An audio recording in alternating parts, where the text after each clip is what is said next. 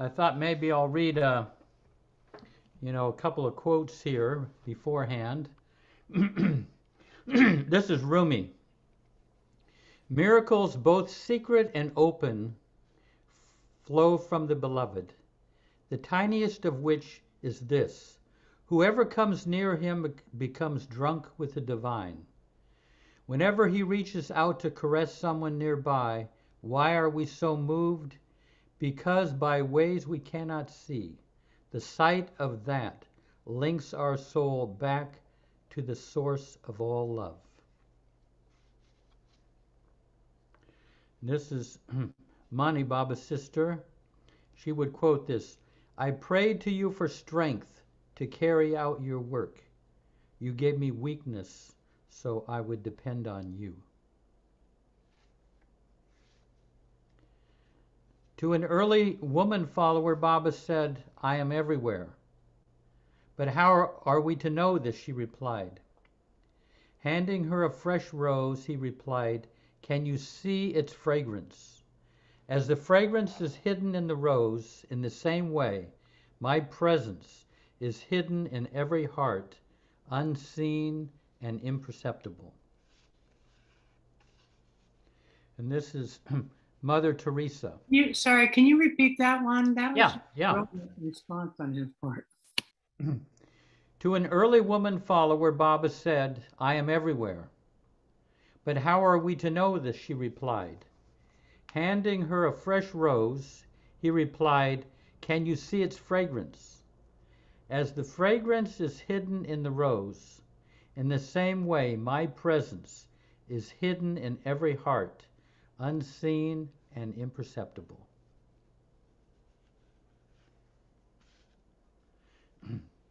This is Mother Teresa. In my years of work amongst the people, I have come more and more to realize that it is being unwanted that is the worst disease that any human being can ever experience. For all kinds of diseases there are medicines and cures. But for being unwanted, unless there are willing hands to serve and hearts to go on loving them and look at them as Christ, I don't think this terrible disease can ever be cured.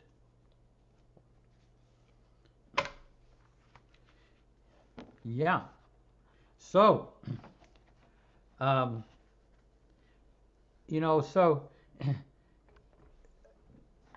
people over these sessions have enjoyed hearing how, personal stories of being with Baba's Mandali or his close ones. And I think it's always valuable to hear their experiences because they are kind of ever-living examples of what it was like to live for Baba. So anyway, I'm saying that for those who may not have gotten any message. This is open. People can share anything, but just to kind of give you something, a suggestion. Any kind of stories that you have of the Mandali or close ones, or any that you've read and you enjoy, feel free to share. So, anyone feel like venturing out?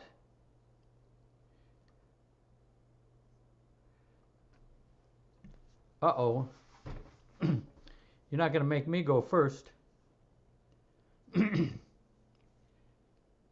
Let's see. Anybody have some interaction with the Mandali that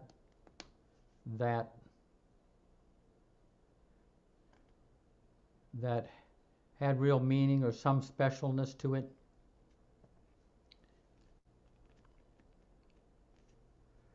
Well, I guess I'll have to kind of prime the pump a little bit here. And so you probably all know, have heard of Kumar. Kumar was Amrit's father, who's married to Dara.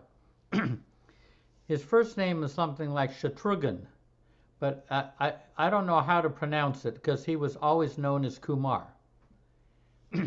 Anybody help me on the pronunciation of Kumar's first name? Shatrugna.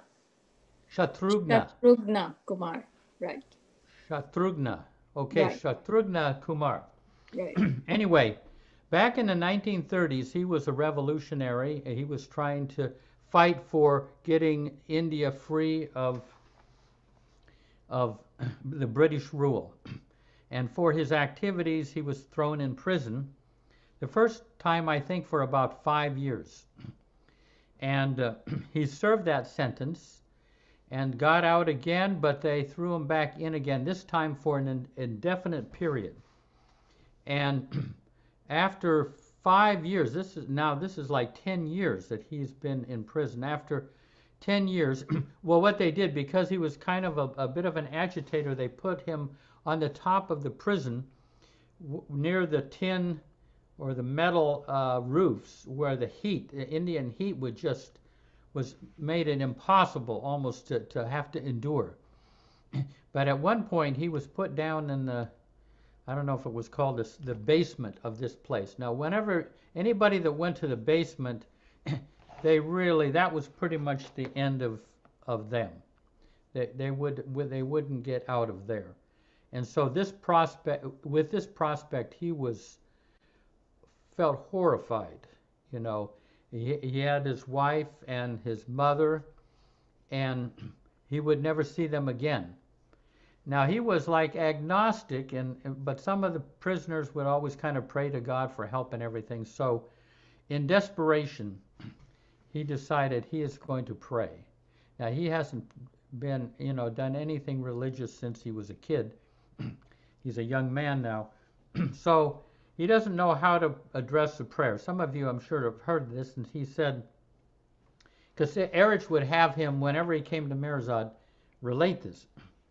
So he said, Mr. God, if you exist, please get me released from this prison. And so he made this appeal, but then he thought, well, I should make, I'm just asking for help. I have to make a bargain.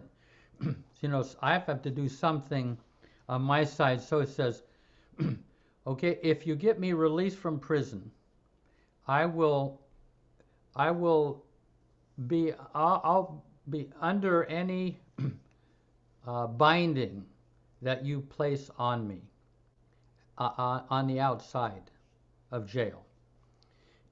So, but then he thought, he's kind of working this thing out with God. But then he says, I would like to be out tomorrow. But then he says, now, he wants to make sure that it's God who gets him out. So he says, I'd like to get out before dawn.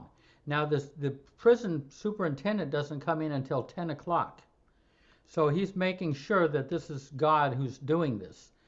So he asked to be let free before 5 o'clock in the morning. So he kind of gathers up his things. He actually kind of has some confidence that his prayer might be answered. So anyway, so what he does is he goes to sleep. He has a hard time sleeping, but long before dawn, he hears this rattle of keys outside his prison cell. And the guy comes in and says, you're being released. You have to go to the prison superintendent, and then you will be released. So pack your bags and come. So here, before 5 in the morning, this superintendent never came into the prison at that time. But he has Kumar sign the papers, and before you know it, he's outside the prison on the road with a ticket to catch a train back to where he came from, which was Dehradun, outside of Dehradun. He can't even believe his good fortune. This is, it's like the sun is coming up and he's going to catch this train. How did this happen? But anyway, that happened at about 1945. And so he went back to, this little village outside of Dehradun, and there was a farm, and so he continued with his life and with his mom and his wife, Subhadra. And so he's continuing on, and one day, 5 years later, a couple of men come by, and they're kind of a little bit agitated. They say, we have to buy some property within 24 hours. And so Kumar was just sitting on the front porch reading a novel, and he says, oh, I can help you. You know, I can do it. Within 24 hours, yes. And so he gets this property for these people.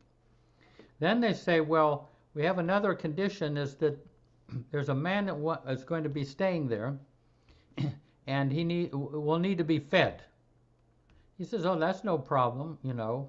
And so we'll give you 100 rupees. He says, no, you don't need to pay me, but they insist. So now he's taking care of this old man, and this old man turns out to be Kekabad Dastur. Kekabad is the one who would take Baba's name 100,000 times a day. So he's over vibrating. I mean, he actually did vibrate when you just around him. Anyway, he's over there. You know, I think maybe a little hut or something like that, and he's there. And then maybe months later, Baba arrives with a Mandali at the train station in Dehradun. And he goes out to meet Baba. Actually, Kekabad showed him a picture of Baba and said, this is my master. And Kumar began having dreams about Baba. And but anyway, so what happens is that he meets Baba there at Dehradun station. There's a whole story about that, but seeing Baba, he was so impressed by Baba. He really felt attracted to Baba. And so he became a follower of Baba. Baba finished the new life. And in 1954, Baba calls Kumar to Satara in South India, or down by Pune, to be with him for 1 week. But anyway, that 1 week turns out to be 1 year. And while Kumar is there, the life is so difficult. He can't correspond with anybody. He can't leave the property. The clothes that he's wearing are kind of rotting on him. He's not, not able to shave or anything. And at one point, he was feeling, this is. I think I might have been better off in prison than this life.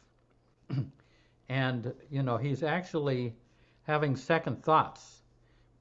And right around that time, Baba asked him if he would come with him to contact a must.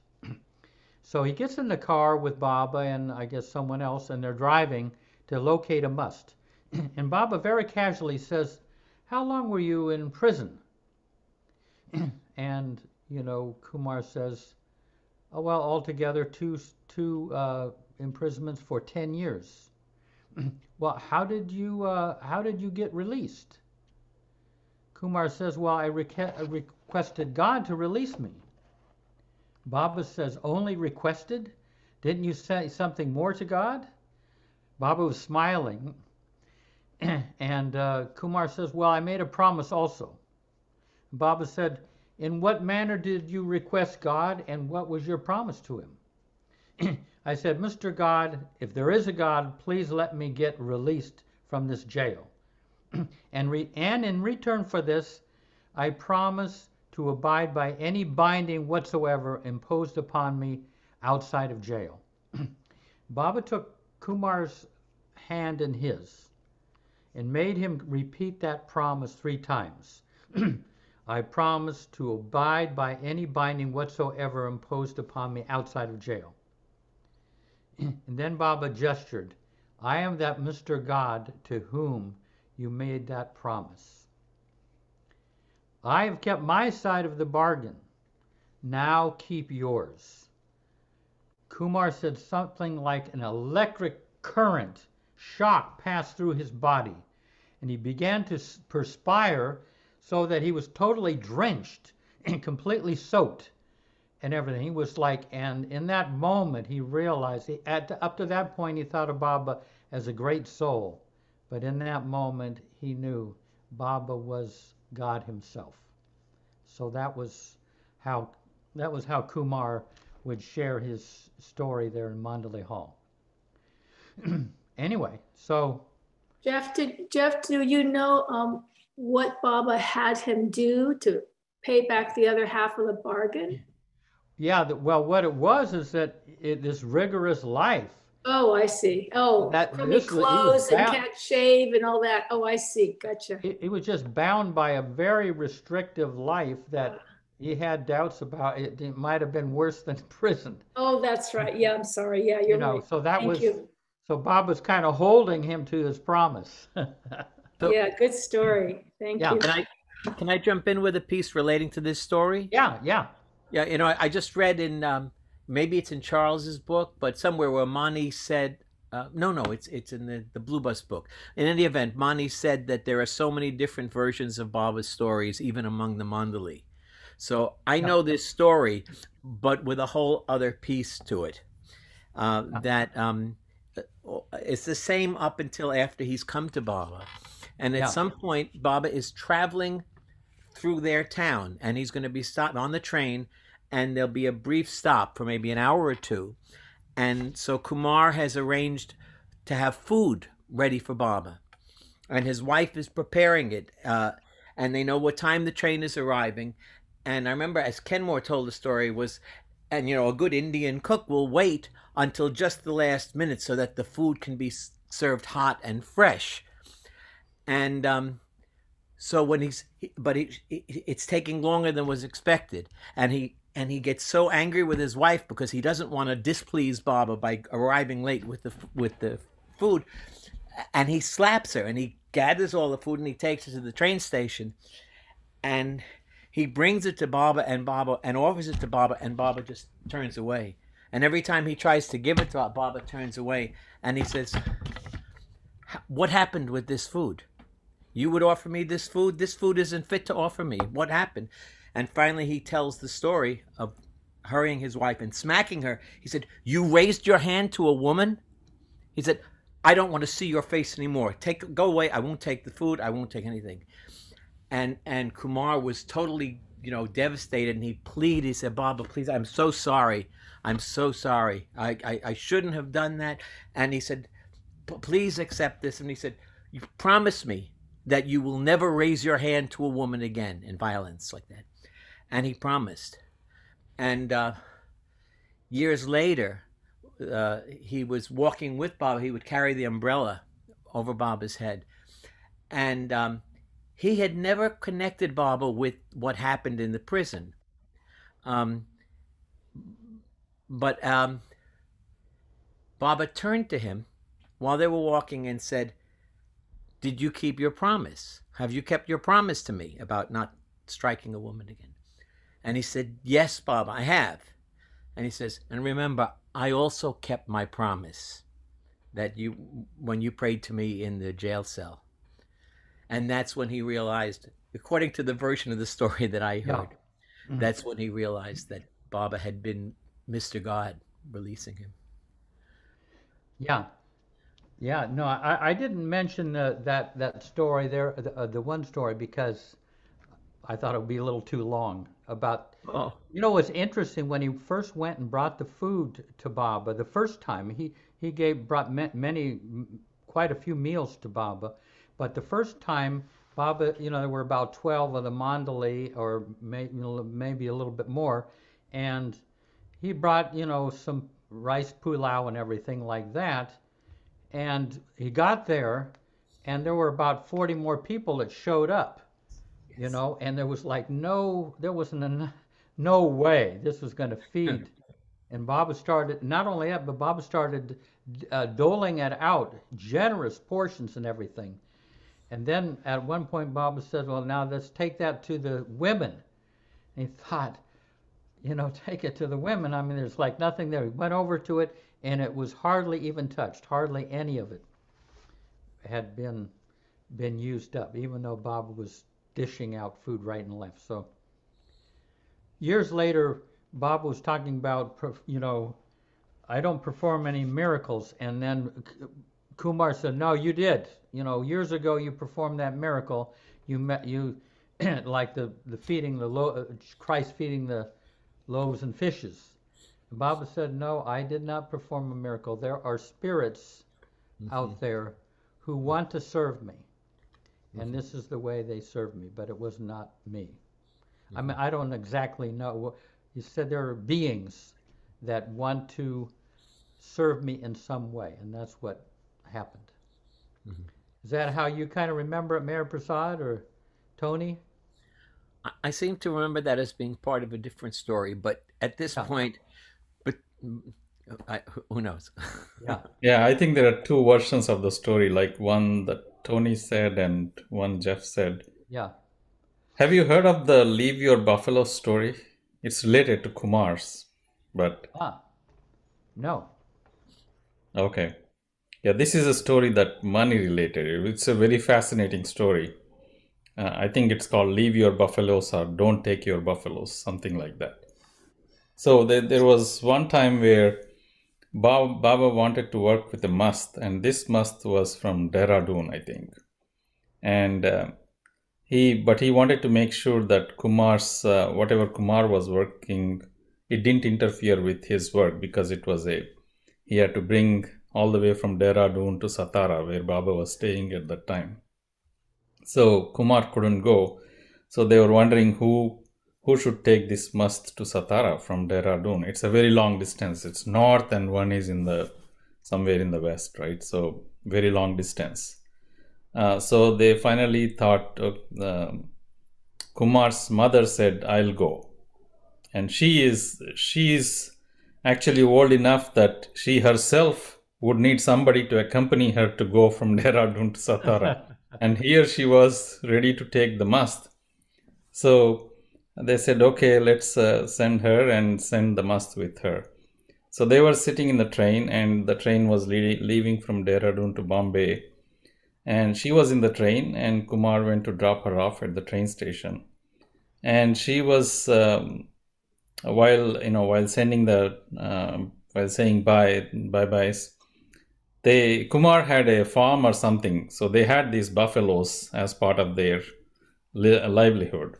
So she started telling Kumar, oh, buffaloes, they eat this, they eat that, so make sure you give the buffaloes food at this time, and make sure that you do this, that. And she was giving a big list of all the care that he had to take while she is gone.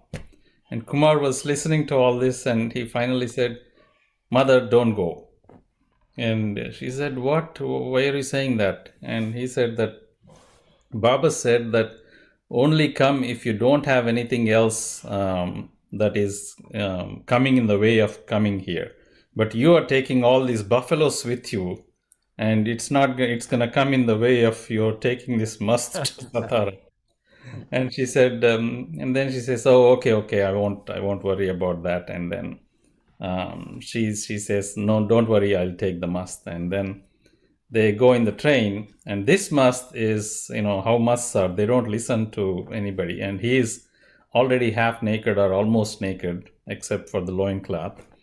And he liked, all the musts have some kind of idiosyncrasy, and this must's idiosyncrasy was having a lot of powder put on him, like the white kind of a powder, which is also used by other kind of, fake sadhus with that put all these, what do you call? It's called markings. Some kind of markings, though. Yeah, they put all these things on the faces and all that, so that they appear like sadhus and saints. They're all, most of them are fake. So the people in the train thought, she was trying to scam people by putting all this powder on his body and face, by making him appear like a sadhu. And they were all very upset that he was a grown-up person, and he was not wearing any clothes other than the loincloth, and they were complaining to her. And apparently she was a very, very strong lady. And she said, you have your clothes on, right? And they said, yes. So just worry about your clothes. Don't worry about what he is wearing. Anyway, so all these challenges were there in the train, and she finally gets down at Bombay. And at Bombay, Baidul and somebody else were supposed to pick her up along with the mast and take them to Satara. And what happens is that they somehow get missed. So they cannot find her and she cannot find them. So now she's by herself with the mast, and this mast is extremely erratic, and he's walking this way, that way, and she has to catch up with him on the platform so that he doesn't go away anywhere. And but whenever she tells him to wait, I'm coming, he kind of cooperates. Anyways, he figures out that there is a train going to Pune from across the platform. So they cross the platform, get into the train to go to Pune, and then they go to Pune, and then from there they have to take a bus or something to Satara. And then once they get down at Satara, she has no clue where Baba is. She just knows that he's in Satara. And they get down and they start walking, and they just go walking randomly. And there comes a point where you can either go left or right, and you have to make that decision at that point. And this must shows right. His hand shows to the right, and they turn right. And the moment they turn right and go a few steps, there is Baba's building there, and they see Baba there. So Mani relates this story as, because she didn't take all her buffaloes with her, she was able to do Baba's work. Because she was so focused throughout that entire trip, she was so focused on the mast and making sure that she fulfilled Baba's request of bringing the mast over to Satara. So she said this story to say that,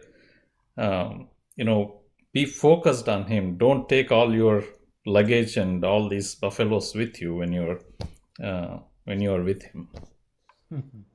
Beautiful. Yeah. Yeah. Boy, I mean, I wonder how old she was. Any idea? I don't know how old she was. It must have been in the 52 or 53, probably somewhere around that time, 1952, 53. So maybe 60 or something. Yeah. Yeah. No, that sounds like an ordeal. Yeah. Anyone else have any? Let's see. Let me think here. Okay, Goer. Uh-oh, wait. We can't, Goer, we can't hear you. Oh. Sorry, forgot to unmute. So I was reading Lord Meher that I do every morning, and I came across some very amusing incidents between Baba's men Mandali. Can you hear me? Can you hear me? Peter? Yes, we can hear you. Jeff got the phone. It looks like he's on the phone. Okay, sorry. I'll wait for him. Oh, can you call back tomorrow morning, Peter?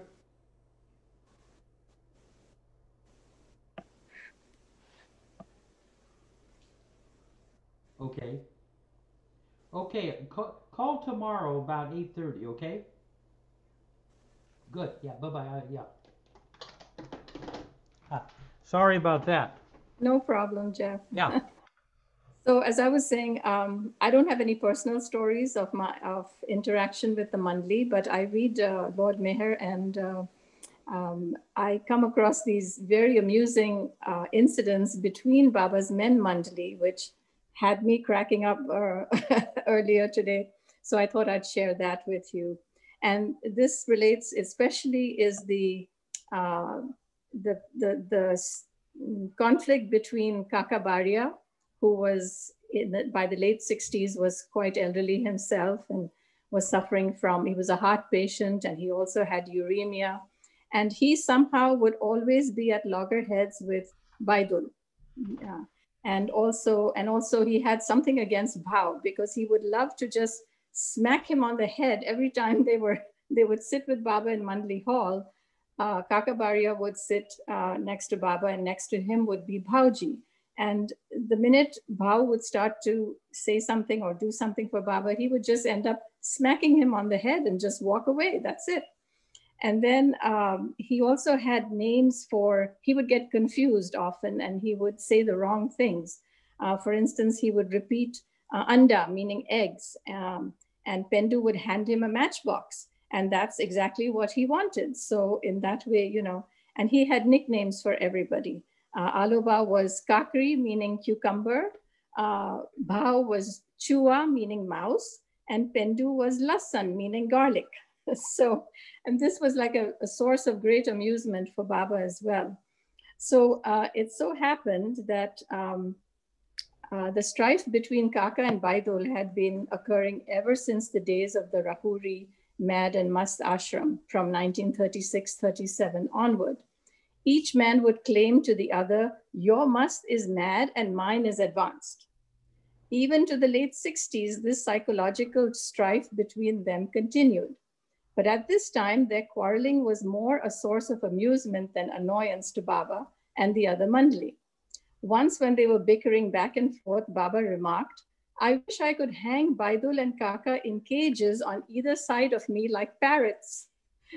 Sometimes the two old men would almost come to blows and Erach and Pendu would have to separate them.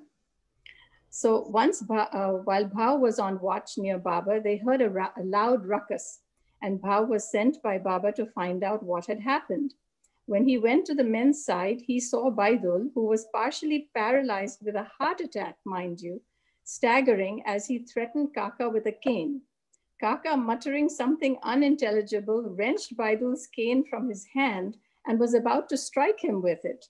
Baba laughed and laughed when the scene was reconstructed before him. Then once it happened that Baidul fell asleep with incense burning in his room. A fire started and smoke started pouring out. Yusuf, the driver, woke him up. Later, he remarked to Kaka, he might have died. Kaka snapped, not at Mirazad. Let him die in Mirabad. This is said because Baba had stated that Kaka was the only Mandali member buried at Mirazad. So now Kaka had already had 3 heart attacks, once during the new life and 2 others. In 67, he suffered a 4th severe attack. Gohar and Aloba and Bhau attended to him, but Kaka was not an easy patient to nurse. He was a fastidious sort of person, very fussy about things being kept in his room just so, and would not listen to his attendants. One night, Gohar came to Baba's bedroom and pleaded, Baba, Kaka's condition is serious. He should be removed to the hospital. He can't be saved now. Bhau agreed, and Baba replied, if he cannot be saved and you think his time has come, then better he dies here at Mirazad than in the hospital. But I tell you, he won't die now. Kaka's condition deteriorated and he grew so weak, he could not even raise his hand. One day in the hall, Aloba, who was now totally exasperated from looking after him, complained that it was becoming impossible to attend to Kaka because he was constantly getting upset, abusing everyone who tried to care for him and making his health worse. On Baba's instructions, Erach, Pendu, and Bhau lifted Kaka and carried him inside the hall. He was made to sit next to Baba, and Baba sent for a cup of water and gave it to him to drink. Kaka sipped it slowly, and within half an hour, he became quite active. He looked around the room, became attentive to what was going on around him, and went near Bhau and slapped him. He stood up, left the hall, and went to the kitchen, where he ate his lunch and washed the dishes. Then he made his bed and began doing his regular chores. No one could believe it. The man who could barely move and whose heart continued missing beats was moving about quite normally now. It was as if a dead man had come alive. From that day in 1967 onward, until Kaka died on February 27, 1969, he never again required any medical attention and did his own chores. And he kept slapping Bhau. He was like Baba's toy, and in his love had become like a child. I thought that was very so telling about the Mandali and how they, how personalities clashed and how this interaction took place between Mandali members. It just fascinated me. Bao said that Kaka hitting him on the back of the head is what gave him the I don't know if you call it inspiration to write all those 20 volumes of Lord Mayhare. Oh, That wow. was being imparted by getting hit on the back of the head. But Wow. Val described one scene where early on when Beidel and Kaka would have these fights over whether a must was genuine or not, and they got in an argument, and they're yelling at each other, kind of out, and in the middle of this, Beidel's false teeth fall out and everything. And what is it falls in the dirt, he picks it up, sticks it right in his mouth, and continues the argument. Yes, I Dirt read and that. all, Yeah, that's right. I mean, you can just picture these scenes and just, Baba must be so amused. Jai Baba. Yeah, Jay Baba. Thank you. Jay Seema, are you around there? Well, go ahead, Tina. Yeah. Yeah, well, I have this Mara Meher reading group that it's been going on for over a year. And so we read that the Mandali like to play tricks on each other. And they also, like Mani, she dressed up as a, I don't know, like, I don't know what the word Sadhu. A sadhu? is. That what's a sadhu? A kind of a seeker, a kind of a wandering ascetic. Yeah, Yeah. and so she was banging on the gate dressed in this costume late at night, and Gohair was trying to get rid of her, and Gohair got a stick, and she was going to smack her in the face with it, and Amani, is like, no, Gohair, it's me. Another time, they liked Gohair to sing, and so they had her dress up as a baby and wear diapers and drink out of a baby bottle. and then they made her sing a song, and they said that Baba was laughing so hard he was shaking all over, and Gohar was very shy. She didn't like to perform. She was she's a scientist. She's she's a doctor. But no, it was so special when she would have to sing these songs, and she would hit the wrong notes, and Baba would just love it. Beautiful. Yeah. Yeah, they did a lot of pranks on each other, especially Goer. Somehow Goer was an ideal target. Because she was very innocent. Yeah, and very earnest, just very sincere. Yeah. And kind of naive, I think. But they played a lot of tricks on her. She didn't recognize Mani when she was dressed as a sadhu. Yeah, no, it was, yeah. She had a beard and everything. Yeah, they did all. There's some other pranks that if we can maybe mention, but anyone else, Rainey, you usually have things there on the shelf. I thought of a couple of stories. One's Yeah. a short buffalo story. I could pick Franny up still till she was about 9. She was so tiny. And she was tiny once. And when she was about 7, she spoke sign language. So I could ask her if she wanted to go to the toilet and things. And she says yes. So I go across Erich and pick her up and leave the room and come back with her. And as I'm heading back towards Mandali Hall, we'd go every year. And so we were very familiar with the Mandali since 73. But anyway, as I'm coming back, Mani's standing there. She's about to come into Baba's, into Mandali Hall at Marizad. And she just stares at me till I get right in front of her with Franny on my hip. She said, "Isn't that amazing that you can still do that? You're only 5 foot. You can pick her up, and she's 7." And I said, "Yes, well, what else to do? I've got to keep her dignity."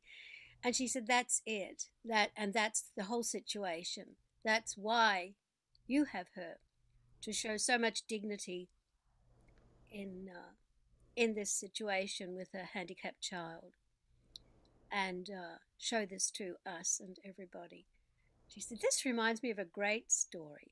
Sheria would tell this story of this very old woman that had a cow tethered on her flat roof in Persia. And every night she'd bring it out of the meadow, put it on her back, and carry it up the stairs around the house and put it on the roof and tether it there for safety. And this got back to all these leading scientists, that this teeny little woman under 5 foot could do this with this cow. So they all came to study her.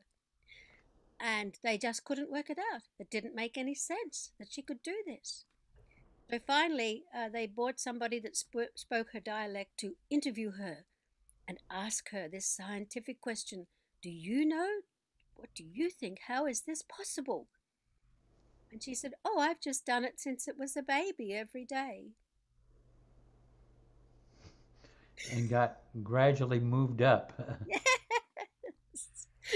And so I proceeded into Mandali Hall and plopped Franny down beside Erich in a little posse again, you know. And so that was the, you talking about the bullocks brought that to mind. But the other one was a theatre story. And the last Mera play was full of drama. Absolutely. Drama from woe to go. It was the play about Shehryar, 1988, December. And of course, Mera passed in 1989. But this play, first of all, the curtains burnt down. And it was opposite the Samadhi in a new area, not where plays were usually held. And so we thought, well, it's not going to go on, and we'd practiced it for weeks. And so suddenly Alan and Peter, Noreen and others had an idea to make these sort of screens, this new idea to make these screens that could open and close, because the theatre in India had to look like a theatre for the Mandali. You couldn't not have curtains come across and go off, because that's how the play was written. And also the plays were written so as the Mandali could follow them clearly, even though in English, and the villagers and everybody from every culture. So the play goes on, and I am Dondi, Baba's ayah, and wet nurse, Baba's nanny, in the play.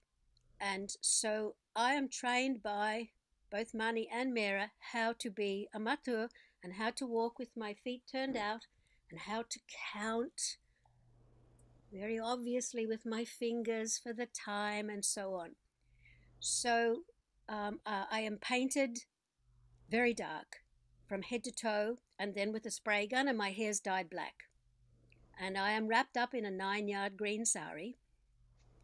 And this play had, you know, tigers and Shehryar's life and all of the different cultures that lived around the house at Pune and so on. Incredible actors, beautifully written. Anyway, they reproduced it again, I think about 3 years ago. But anyway, on comes Dondi, and they've written me completely Western songs, not Eastern songs. And I come on, Hare, but pray that I live to see the day Shehryarji's marrying Shireen. But here I am very dark, Indian villager, 9-yard sari, but I'm singing like a classical Westerner. And suddenly Mera jumps up. Now, when Mera jumps up, the play must stop, because she can't follow it, and she's going to ask a question. So everyone freezes because Mera jumps up. How is it? Because somebody had mentioned Goher's innocence. This is why I'm telling this story. How is it so that this villager can sing like this so well, and she can dance so well? How is this so? How is this even possible? And everyone's frozen. And Katie's going, Mera, it's just rainy. No, look.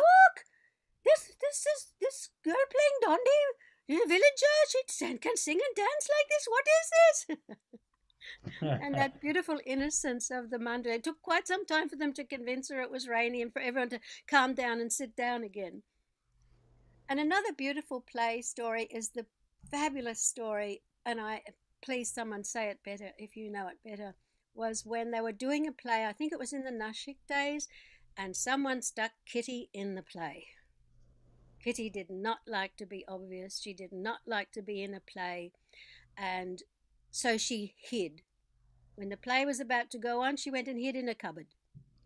I'm not doing it. And she disappeared. And then it was time for her to come on. Where is Kitty? Baba goes, where is Kitty? I don't know. I don't know. I'm just God. I don't know where Kitty is. Where is Kitty? Everyone goes searching for Kitty. They cannot find her. Finally, I think Baba indicated to look in the cupboards. And sure enough, they find her hiding in the cupboard.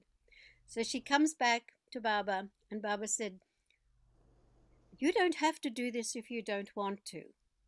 And the important thing with you is no one else really knows how to obey me. And you know how to obey me. And that's really all you have to do.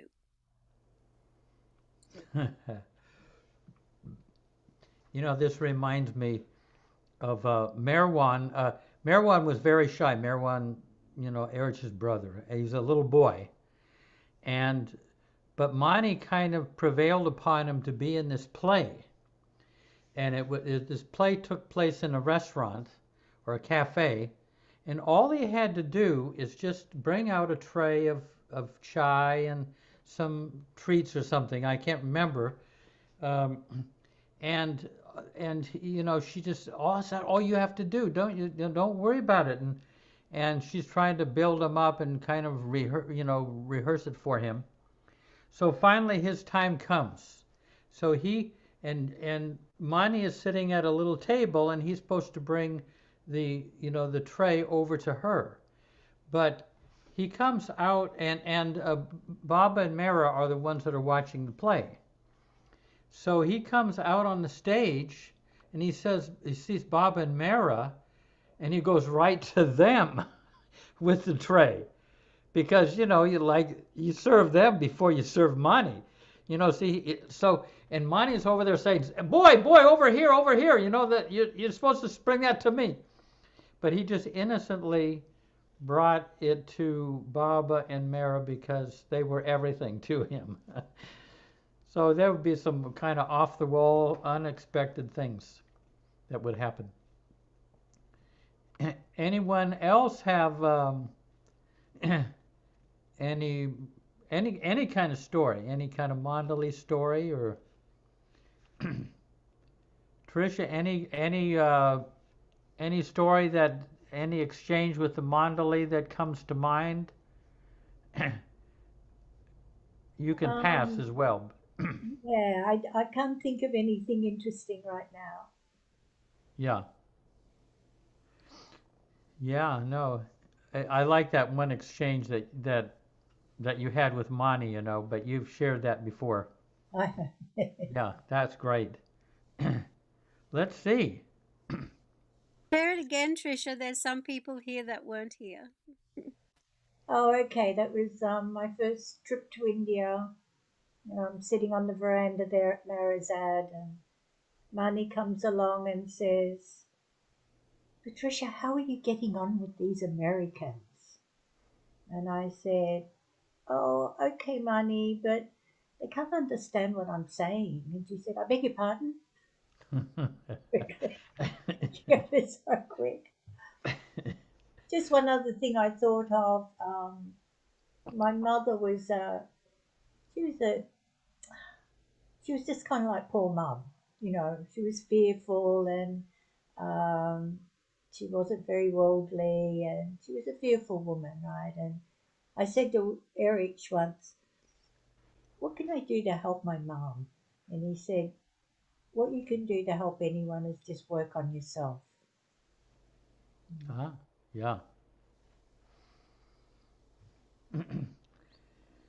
That reminded me one time, you know, when there would be movies in Mandali Hall, and they would close up all the windows with curtains, and it would get really hot in there in Mandali Hall, so they would pass out these fans. And so, you know, people, you know, but there weren't fans for everybody, but people are, you know, fanning themselves.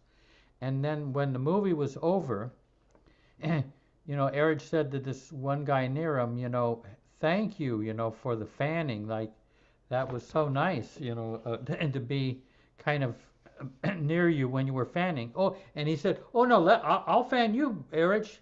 No, Erich said, no, fan yourself and we will enjoy it.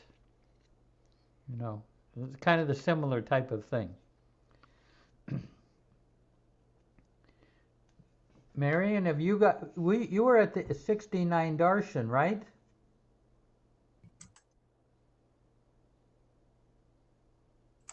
Wow. Yes, I was there. I didn't prepare anything for tonight. Nothing seemed so grand, I guess. A lot of it I didn't write down, and it's like a dream in a way.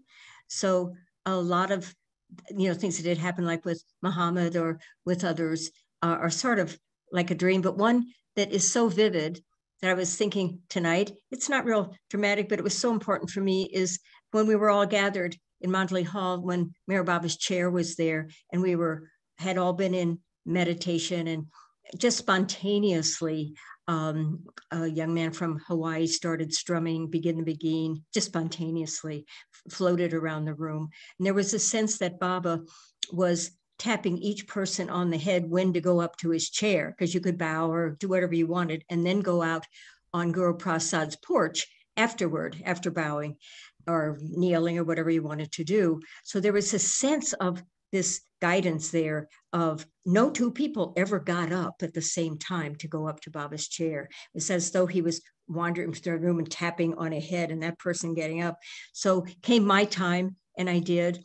And after everyone, bowed at Baba's chair, which had his photograph there in it, started weeping.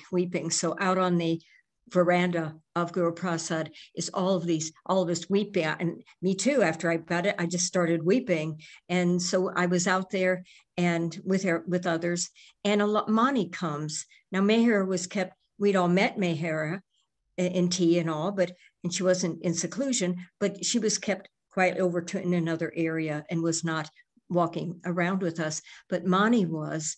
And so I was weeping and picked up my head, and she was there standing in front of me and looked at me in my eyes and put her arms around me, but looked in my face. And I'll never forget the gaze, because it was though I just could look into her soul, and it was Baba, looking at me, embracing me, and it was Mani. It was shift back and forth. So it was it's my most poignant memory of, even though I have a lot of memories, that stands out as just being eternal. Yes. Yeah. Someone said that they saw Baba actually going around. Actually saw him in a vision going from person to person, and he would tap on this one or that one, and they would get up and go to up to the chair and bow down. Yes, well, just as Baba was tapping them. Yeah. Yeah, I sensed that intuitively. I didn't see his form, but I sensed it, because no two people ever got up like people will do in a crowd. It was like one, and I knew it was Baba, like going around and tapping each person, even though I didn't see his form. And then with Mani, I saw into her eyes, but I sensed that and could tell when we were all sitting there together that Baba was tapping each one. Yeah. Yeah, and someone actually, you intuited that someone actually saw. Mm-hmm. Hey, so Mayor Prasad. Yeah, I thought this is an amusing incident that took place in Guru Prasad. Not so much to do with the Mandali, but anyway. So, the Pegu cat, Tina has a cat up there. The doctor told Baba to have fish every day for his health, and Gaimai would prepare this delicious food, fish, and send it to Guru Prasad every day. And Pegu would smell the fish, and he would be the first one to come into Baba's room, and Baba would give all the fish to Pegu. And Mehra and Mani were really, they were not happy with what was going on, because every day the fish was going to Pegu and Baba was not eating as much as the doctor was telling him to do. So what they did was Mani basically took Pegu, and around the time that the fish arrived, just a few minutes before that, they would get Pegu, and then Mani would take her to the bathroom and keep Pegu there with the leash until Baba was done with the fish, and then would then leave Pegu out. So this went on for a few days, and then Baba asked, where is Pegu? And then he must be here somewhere playing around or something. And of course, Baba knew what was going on, but he just let it happen. And but he told them to leave Pegu after he was done. But he told Mera that Pegu and Mastan, if I remember correctly, he said that they were going to be husband and wife. And Mera asked, Baba, how can that be? Because Mastan is so nice and quiet, and Pegu is all mischievous. And Baba said, no, they have a very deep connection from a long time. Wow. Yeah. A dog and a cat. Yeah. I know Balna too used to think, and I kind of agreed with him, that some of these animals that would kind of like it'd be an animal and then they would be born as a human being or on the third plane.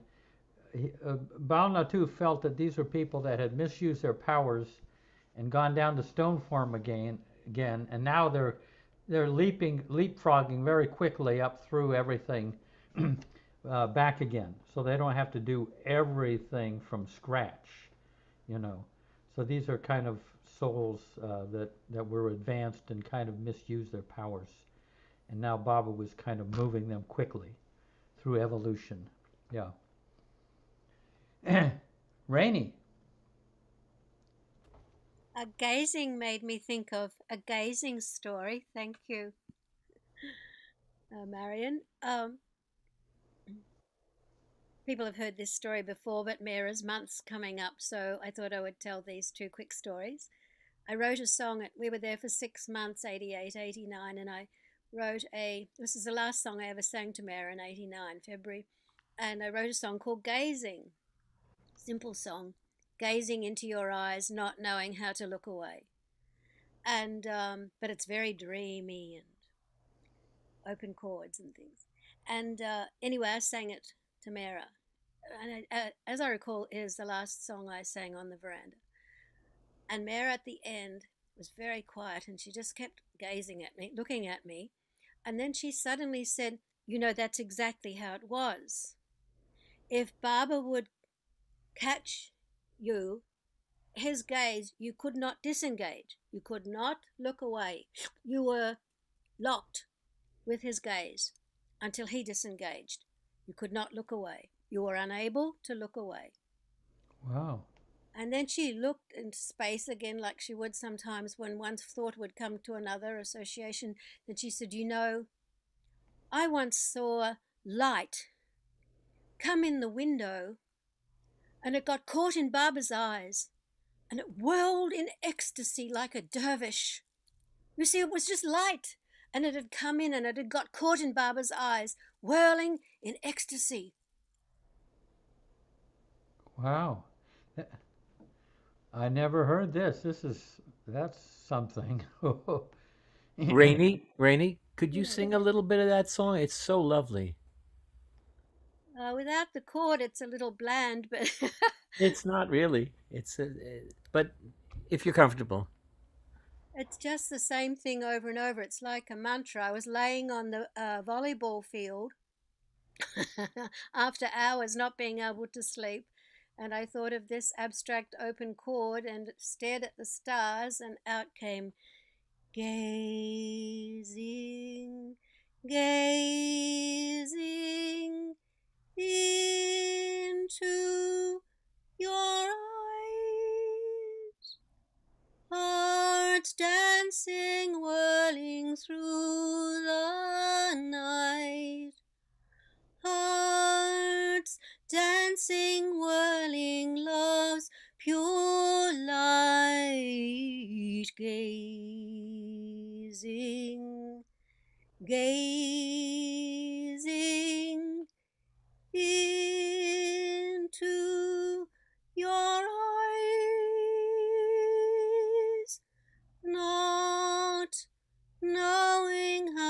to look away. Wow, beautiful. Yeah, she Beautiful, really thank liked you. it. It was sort of dreamy, and it was later in the day, and then she told those two stories.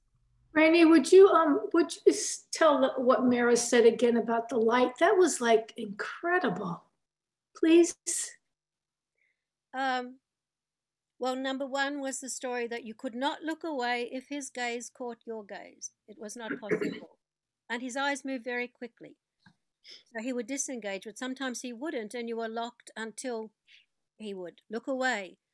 The other was, after she thought for some time and stared out from the veranda to the light, actually, of the garden, you know, I once saw light come in the window, and it got caught in Barbara's eyes. It's just light, and it's caught in Barbara's eyes, and it whirled in ecstasy. Like a dervish, it whirled in ecstasy, caught in there. Mm. Mm. Where do you come up with these things? Oh my God, that's beautiful. Thank you. Yeah. There's some amazing stories for other people as well. You know, I mean, you would just sit there and you would wonder, at the end of the day, I just heard 500 amazing things. How will I ever remember it all? But it takes other people, as Jeff is pointing out with these meetings, takes other people and their memories to trigger your memories, and then Barbara has them come forward from the recall. It's magnificent the way he works. Yeah, we remember things in context. Somehow something kind of triggers memory of these things that you may not have thought of in years. And how could we ever think anything like that up? and somehow when she said, it's just light, your consciousness went back to when you were light and you weren't anything, you know, all those billions of years ago. You were just light, and then suddenly it's caught in God's eyes. I mean, the whole vision is enormous. And this is from the one person that could love him as he should be loved, and noticed every detail and appreciated every detail of his creation. Let's see, Terry, anything that, any kind of story or something that you find, either of you find special? So unlike a lot of you, we got to India and to Baba consciously kind of later on in life. And the first time we got to go, we've told the story before. The first time we got to go, we had an appointment to see Babaji, who was already not doing that well. And we got a what do they call them? A little Rickshaw? Yeah, like rickshaw to take us to. No, we had a driver. Oh, this time we had a driver. Yeah. That's right. This isn't when we. No. To go see Bao? Yeah, Yeah, and we dropped Nashwana. but it was one of those things. It wasn't like a car. Yeah, it was. No, it wasn't. Somehow it was a vehicle, though. It was a vehicle. He got us there. Yeah. And we come in and there are people taking care of Bao and everything. And they they bring us into a room to say hello, and he gives us prasad, and we're talking to him, and he tells us to have a happy Valentine's Day and a happy this and a happy that. It was very cute. And we asked if it was all right if we got a picture taken. And he's not talking much. But I don't even know if you can see it good, but Yeah. we take this picture, and then the lady who's kind of taking care of him says, you know, these women came all the way to see you from America, Babaji. Maybe you could smile a little better. And then he gave us this one. And it just, I don't know, it was so dear. He really tried, you know, there wasn't a whole big smile there, but there was just like a little bit, and it was so sweet. India that he tried that, I don't know, it just touched me. It was very, very cute. Beautiful. Yeah. They Was, just did. was Sam Carawala considered Mandalay? Yeah, I would say so.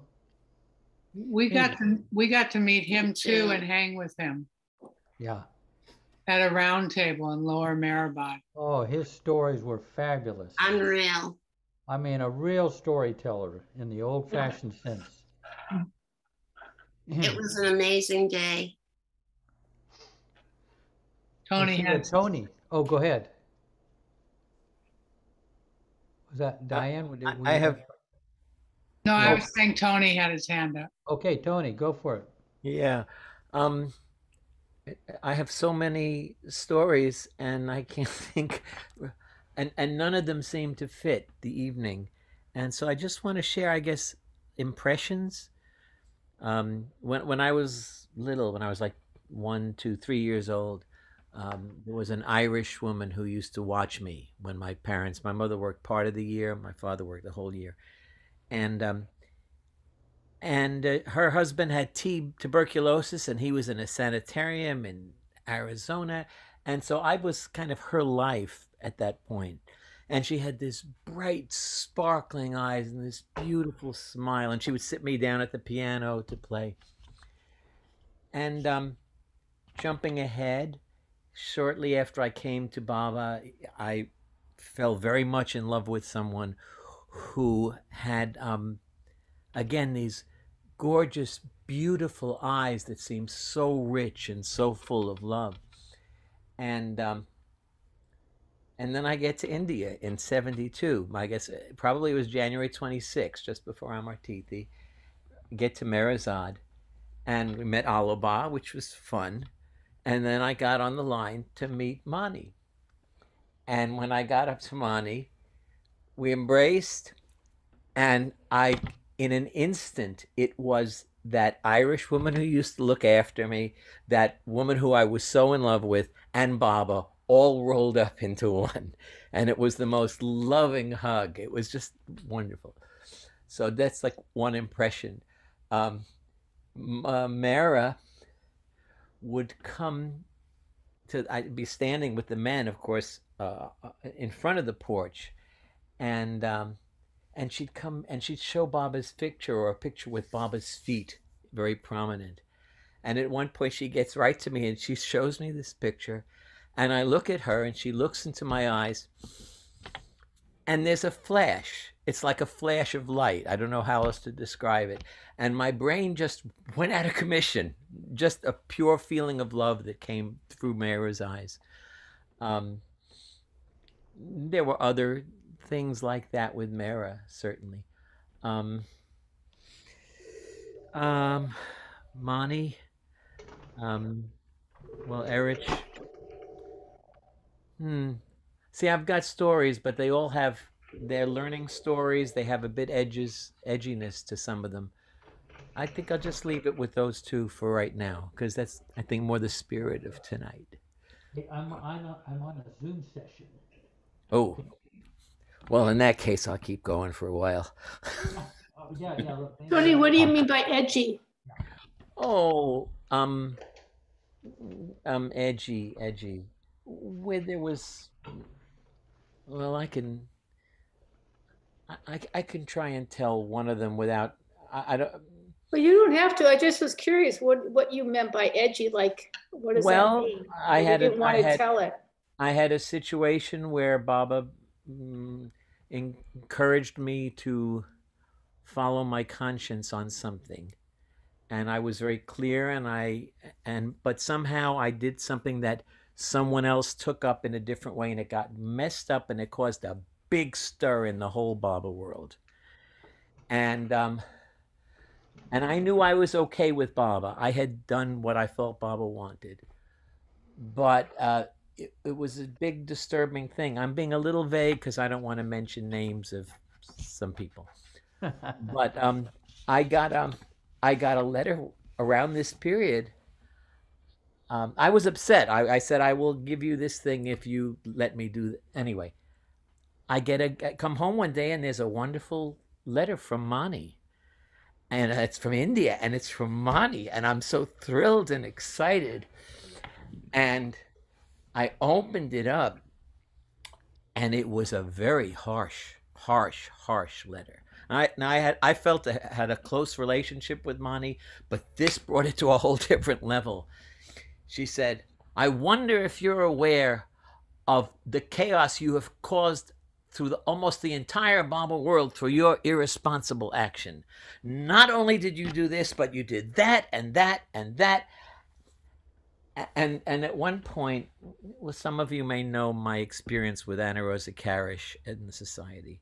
And so the next line in the letter was, "I'm sorry if I'm talking to you in Anna Rosa fashion, but it seems she's the only one you can understand." This was a very harsh, not nice person. And I wrote back to Mani. It took a while, but I was clear that I was okay with Baba. But I wanted to be okay with Mani. So I wrote a letter explaining that, and then I ended it because I know how Mani likes clever, interesting, colorful things. And I ended it with Jim Reeves' lyric, "Guilty. I've been accused, convicted, and condemned. The trial's over, and now I face the end. Is this your way of telling me we're through, when all I'm guilty of is loving you? You were the judge, the jury, all in one. You found me guilty, and now my term's begun. I must confess I've never been untrue, and all I'm guilty of is loving you, and now I'm losing you for things I didn't do. Please let your heart consider an appeal, for now you know exactly how I feel. Don't punish me for things I didn't do, when all I'm guilty of is loving you." And I get a letter back from Mani, and she says, "Your love has never been in question, so my heart says, okay." But Baba was not going to let me off the hook. She said, "But my mind still says an okay, because after all, you did this and that and this and that." 2 years pass. I'm getting the chance to go to India again. This is all forgotten. My conscience was so clear on it that I just, I had to be resigned. If I was not going to be okay with Mani, I knew I was okay with Baba. And I'd forgotten about it. But I get to India the first 2 years later, and I go to Baba's port. Well, I go to Mandali Hall, and Erich sees me. Oh, and Erich also wrote a nasty letter to someone else, who I won't name, referring to, "You and Tony Paterniti did this, and you and Tony Paterniti did that." And it was a shock, because it wasn't what Erich... Anyway, so I get to Mandali Hall. It's break time. Erich walks up to me, because I'm going to approach him to see if we're okay. And he comes up to me, and he puts his hand like this, like he's about to strangle me. And he says, "You, it's you." And then he gives me this big, beautiful Erich bear hug. And it was gone. So the last thing was Mani. And I get to Baba's porch, and Mara probably had already passed at this point. Yes, I think. Yes. So I get to Baba's porch, and Mani is there, and she's greeting people. And she sees me, and she says, "Jai Baba." And I thought, oh my God, she's still mad. Mani has never been formal with me. She's always been so loving and so... And I walked back to Mandali, to the other side of Mandali Hall, and I said, "Well, Baba, I'm okay with you. I was hoping I could be okay with Mani too, but I guess that's just the way it is. I'll have to accept that." And then when it was time to leave back for Mehrabad, Mani was on that side again of the Mandali Hall, and she sees me and she says, "Jai Baba," and she gives me this great big hug, and I'm going like, what the hell's going on? I had lost about 50 or 60 pounds over the 2 years since I'd been there last, and she said, "I didn't recognize you before." So Baba was playing this whole thing with me, and Mani was. And now there are other things with Mani. I don't want to take up where Baba clearly spoke through Mani to me. One, I'll just skip that. One when she was in a coma, that Baba had been suddenly, from a period of several months, all of a sudden, so many people, Baba lovers I knew, wanted me to take them on a tour of the UN, where I worked for 30 years. And I was happy to do it. And it included Shireen, Baba's niece, and then it included Havovi. And when Havovi came in particular, she walked through the UN. I took her in different places, and she was like shimmering love wherever she went. She went to use the ladies' room, and she wound up making friends with some Russian ambassador's wife. And really, Baba was just pouring everywhere with all of these people who I took, but especially with Havovi. And I got to India the day before Mani passed. And I got to Merazad, and Goer says, it's the UN man. And she said, I think it was 2 weeks ago, which would be when I was taking Havovi on a tour of the UN. 2 weeks ago, Mani, who was sleeping, which was clearly a euphemism for this coma or whatever that she was in, suddenly lifted up her head, looked at me and said, "Now I have finished my work at the UN," and then closed her eyes again. And it was clear, like Goer had almost an instruction to tell me about this. It was Baba, it clearly was not Mani, as far as I know. It was the time when the UN, after decades of trying, passed the, was it the Nuclear Non-Proliferation Treaty? India had been the holdout, and during that summer, India agreed to sign on. But that sort of thing also happened with Mani. And I'll just say the other one, I had told my big Baba story, which helped liberate a lot of people from that group that I was in. And I didn't make that connection so much, but I was telling this in '83 in India, and the Mandali heard it. And as I was leaving from that trip, Mani looked at me and said, caught me right in the eye and held my eyes and said, "Thank you for making it all happen." And I thought, making what happen? I've been here a month with you beautiful people in Baba's presence. What did I make? I didn't say it, but that was what was on my face. And she shook it off, looked at me again, grabbed my eyes and said pointedly, "Thank you for making it all happen. Accept this, whether you understand it or not, accept it." And in retrospect, it's really clear to me that was Baba speaking through Mani at that point. And I had a couple of decades to figure out what it meant. But that's where, my stories with the Mandali tend to be a bit edgier. Beautiful, Tony. No, that's great. Wow. Thanks, Tony. Tricia, you had your hand up a while ago. Yeah, I just wanted to say, Tony, I bet you wiped out a few sanskaras in that little kerfuffle you were having there. Oh, I think Baba made such deepened my bond with Erich and especially with Mani. Not so much loosening sanskaras, but creating a deep, deep connection. And of course, we're all wondering what on earth he did. I just say it had on to Facebook. Do. You can. Don't tell. It had to do with something Erich said about Baba breaking his silence, and I'll leave it at that because I don't want to slip into maligning anybody. Yeah. Okay. Yeah, a lot of the really good, transformative things involve people that you can't mention their name and you can't even say what happened. Well, not here. It's something that's going to go on YouTube. Yeah. Jeff, can I ask, go here. Did you go to the last darshan? Yes, I was there. Would you share anything about that touched you? The last darshan. Please. Yes, it was, definitely a life-changing event. It was something I had never experienced before.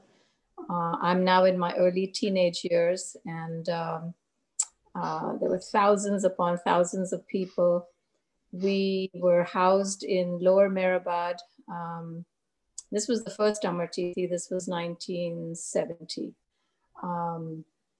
In Lower Mehrabad, they had set up huge tents behind, in Lower Mehrabad. And all of us were there sleeping in those tents at night, freezing cold. I remember the cold. I reconnected with Mera Kerawala Arjani, that is later on.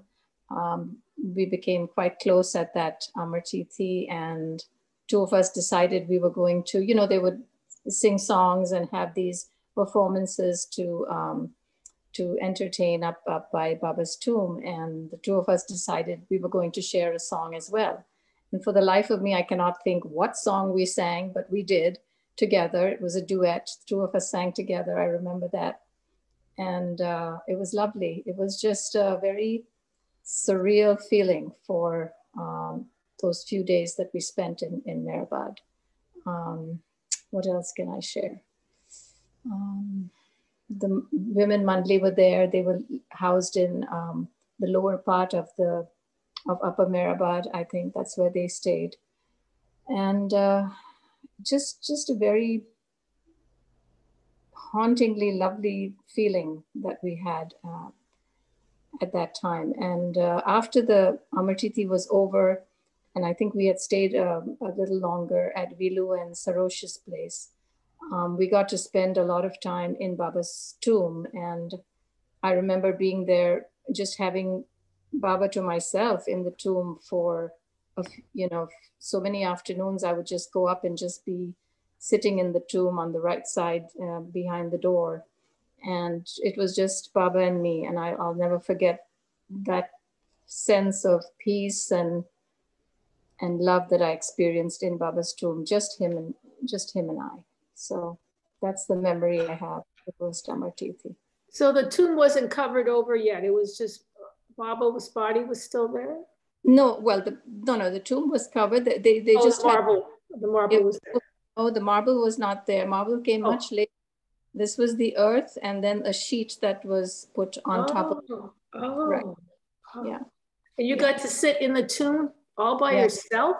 Yeah. Well, our family would be there during the day. We would come from Vilu and Sarosh's. This was after the Amar Tithi was over because we stayed back a little longer. And I think Baba's brother was there as well, Adi Jr. from England.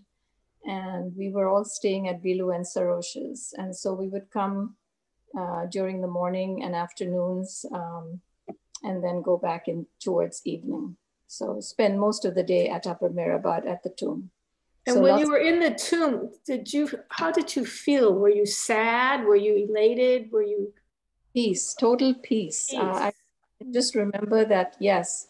And whenever I feel the need to, if I'm going through any lows in life, that's the place I go to, where I find myself sitting in Baba's tomb and just being with him. And that sense of peace that covers me, that I will always have.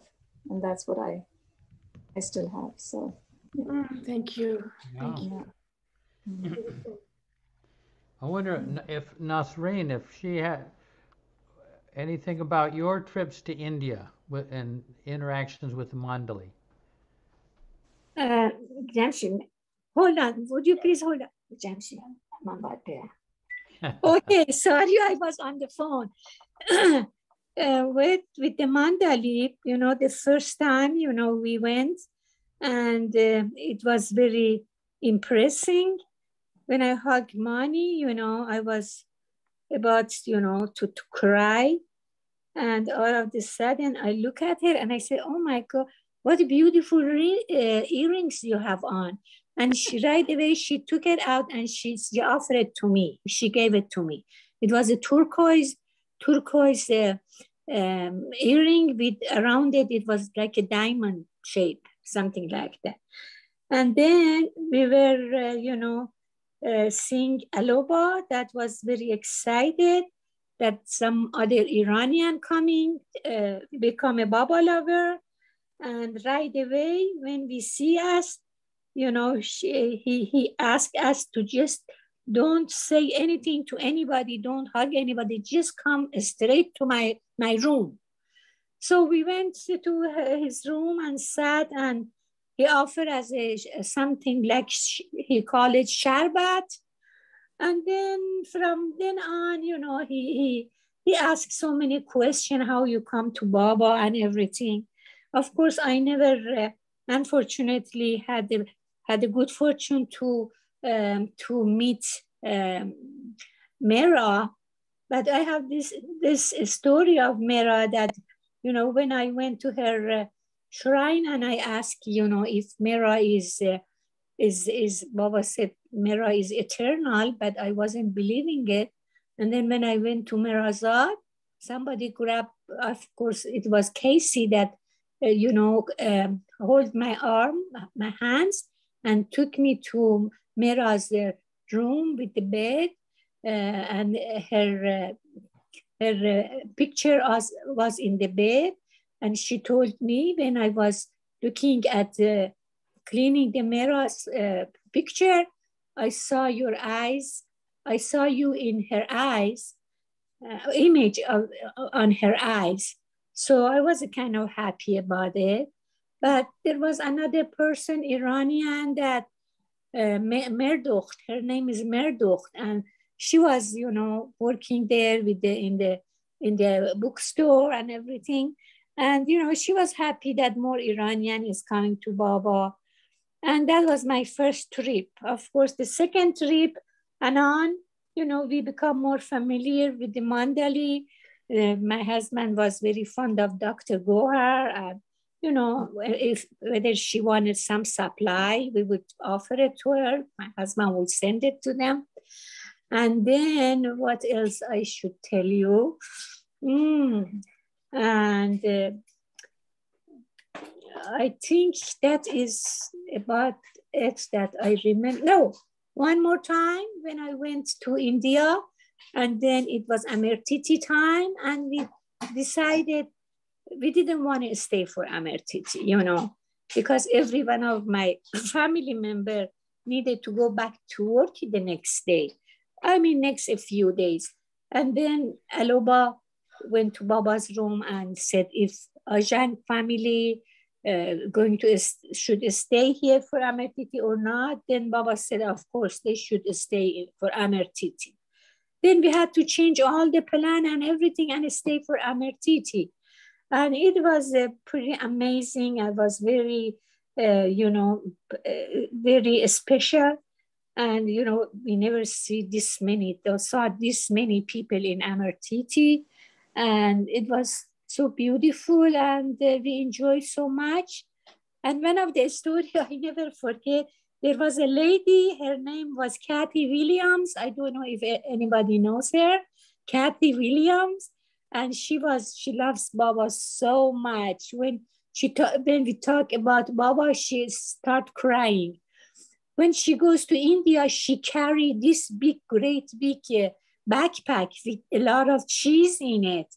And then when she was walking toward the Samadhi, all the dogs were following her because of the cheese.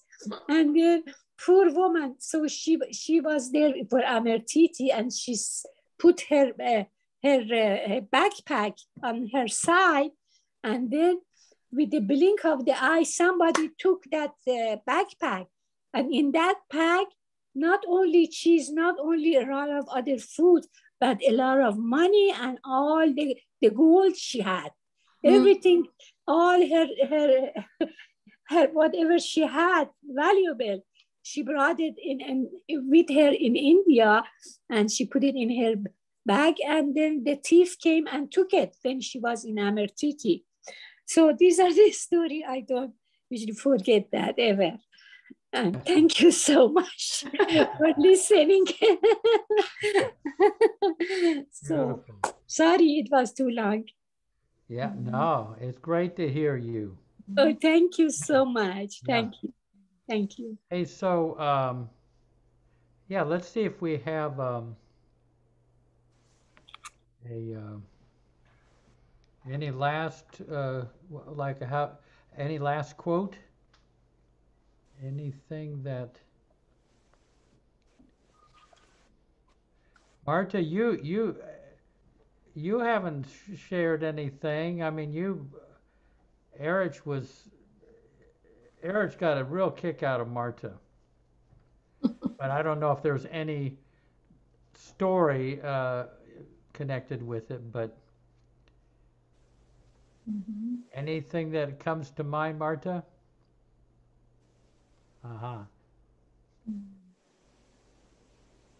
Yeah. There's a movie of from that time. You see Marta as she was back then. I think on Mara's porch. Yeah. Hey, well, trying to think if I had a Martha's first name in Hindi is Dying. Martha Flores. Dying Flores. Dying flowers. Uh-oh. You mean like Dying. dying to die? To die? No, die. Martha is dying. Means dying. Being is dying by loving, Martha. Yeah. I like that. You mean Marta means dying? Dying by coloring. You mean dying by coloring? Oh, dying. Oh, dying like that. No. Oh no, dying as in Yes? Yeah. As Oh, in really? kicking the bucket. Really? Yeah. In what language? In Hindi. Hindi. Hindi. Marta means dying, dying flowers. Yeah. Huh. Yeah. Well, that made my day. Thanks, Meher. No, Very poetic, though. you're dying. Yes. You're dying in Baba's love. Yeah, exactly. Yes. Yeah. Thank you, Gohir. If you wonder why the Hindu speaking people over there kind Get of in trouble? felt kind of strange around you, that's why. Well, I'm dead. Hi, I'm dead. I didn't know that. Martha, I'm dying. No, what it really means is that Marta is to die for. Yeah. This is getting better and better. There you go. I don't know if I've told this story here, but I think it was back in the late 70s. I'd been in India for about 4 months, and at the end of 4 months, I was having to go. I came to the 120 days, and my visa was up, and it was 3 days before Baba's birthday. But it wasn't that. I was just, it was so painful. I was going to have to go back. And I took a rickshaw out to, Merzad, and there was a morning session with Erich and that. And then at the end of the session in Mandali Hall, I went over to say goodbye to Mara and the women Mandali. Mara was on the veranda there. And so she's saying goodbye. I mean, everybody's going for lunch, but she's kind of there. But she looks down at me. I'm down below, and she looks at me and says, "Jeff, you are not ready to go." And so she turns to this. There was a large photograph on the veranda there of Baba. She turns and she says a few things, kind of mumbling. And I have to go. I mean, I got my rickshaw. I have to go into town, catch the train, and get on the plane and everything. So, but Dennis McCabe, one of the, he comes along and says, "Wow, Mara just, prayed to Baba that you can stay." I said, "Yeah, thanks. That's nice and everything." So everybody ate their lunch, and I had to get on a rickshaw and head back into town. So I go into town, and I was staying at Mayor Colony, so it must have been before 1978. And so I'm standing there, I get my suitcases and I'm having to go. And there's no, seemingly nobody around. But this guy comes out, a guy named Scott O'Neill, and he puts his arm around me. He says, "Gee, Jeff, this really doesn't seem right that you're just going right before Baba's birthday and everything." And I'm feeling so horrible. He pulls out this note from Audie's office that says, "Your reservations have been changed. You can do, you're going on such and such a day. Happy Baba's birthday." I thought, what? I mean, my visa didn't even cover. I mean, I have to, and I never made any request to change my reservations. And I mean, everything has changed. I mean, all the reservations, and I somehow so I got to stay for Baba's birthday. And so just the getting that reprieve, my heart was so much more settled. And but what if I had people meeting me, or what if I had a deadline? I mean, I tried to find out how that could have happened, and I actually got out of India even though I had overstayed my visa. Everything worked out. So you just never know. So Jeff, Mara just said this to you spontaneously, out of the blue. I'm just trying to.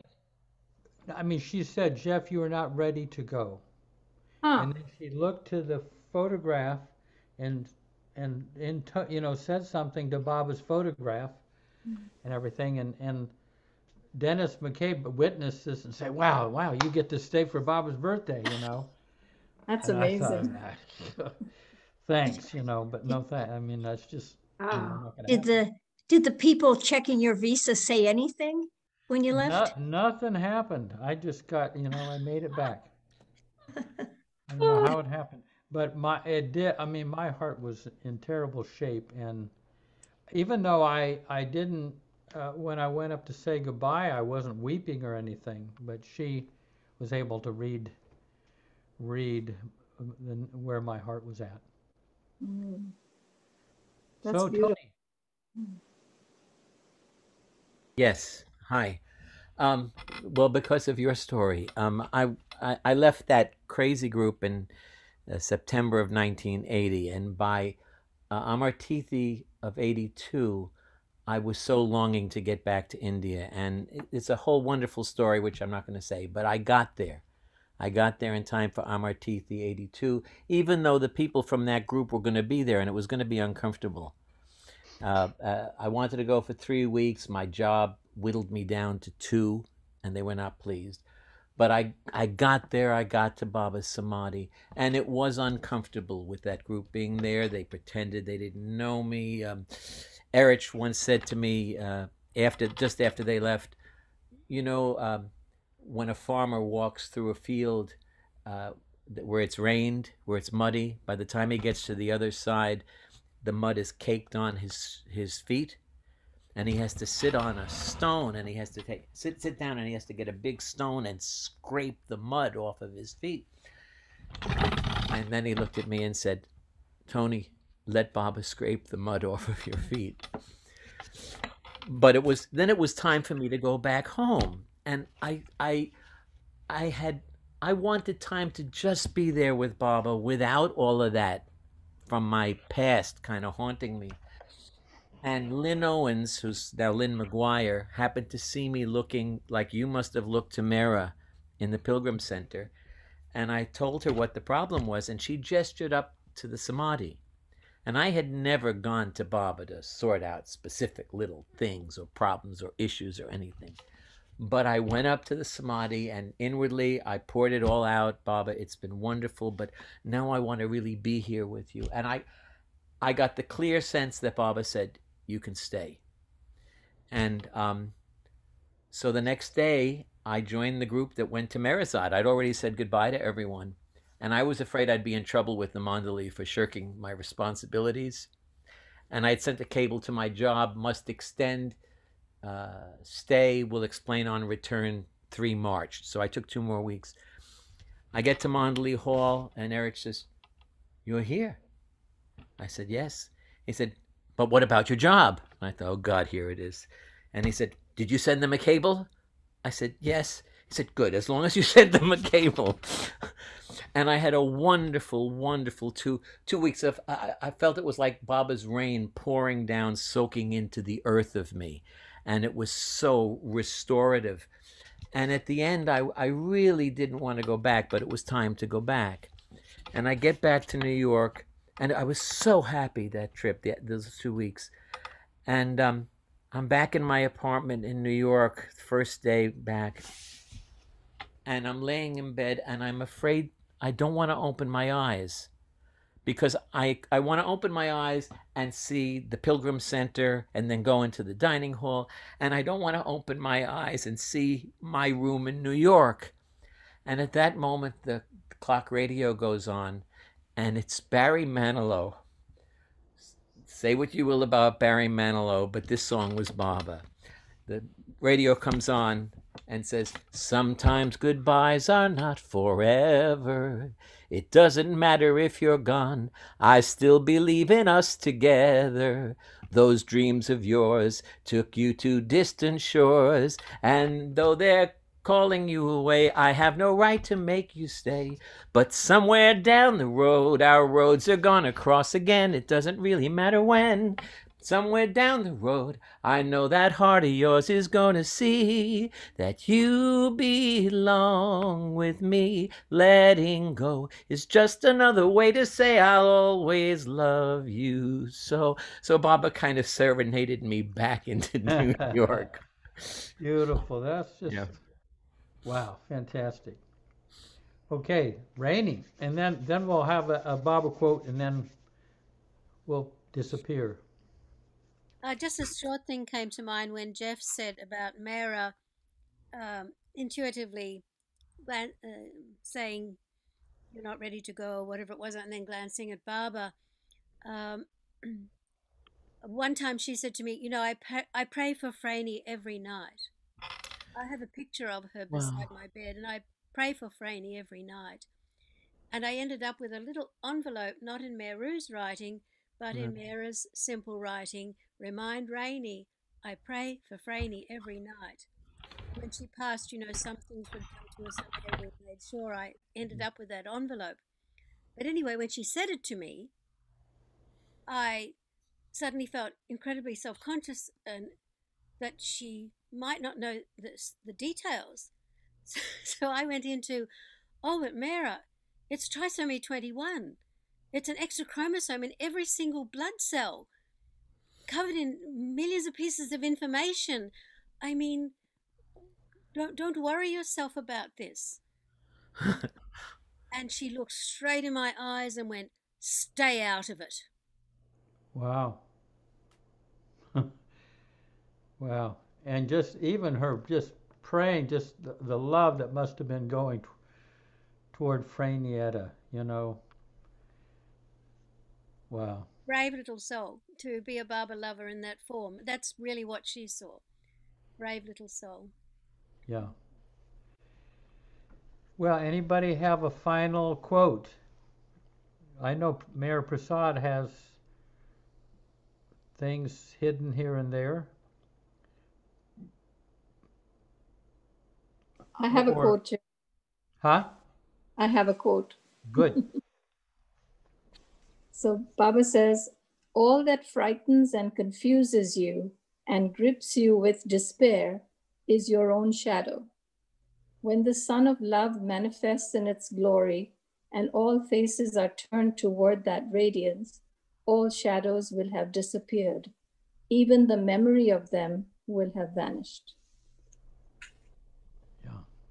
Jai Baba. Let's have a few moments of silence.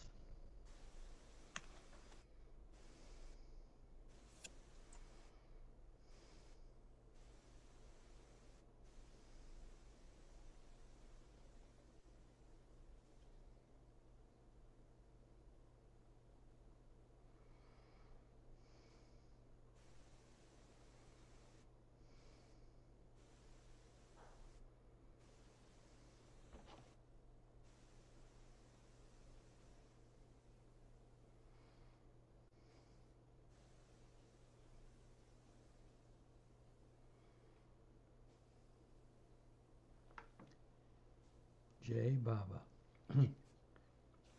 You know, I've got Alan Talbot is going to come on Tuesday.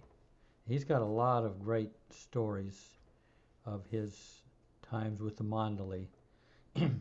And yeah, good humor and also very insightful things. And he's going to share, like, I don't think many of you know much about Joseph Harb, you know, so we'll hear things about Joseph Harb, Henry Kashouti, and different ones that we're not so familiar with. Jeff, I wanted to say thank you to everybody tonight. It's been just incredibly glorious, and I appreciate all of you sharing. And I'm really glad that Tony shared that edgy story, because I really don't see the Mandali in anything except angelic realms. And so it's a very human story, and I really, it expanded my perception of people that I really wasn't around as much as you were. So thank you for sharing that. Yeah. Marshall, I'll be publishing my book after I'm dead. So you'll still be alive. You're younger than me. It'll be fun. I've written down some things, you know, written up some things, and they're meant to be published posthumously. Well, I'm fictionalizing my larger story, and I think I'm going to get away with that. Thank you, everybody. Jay Baba. Thank you. Thank you. Thank you, Jay Baba. Thank you.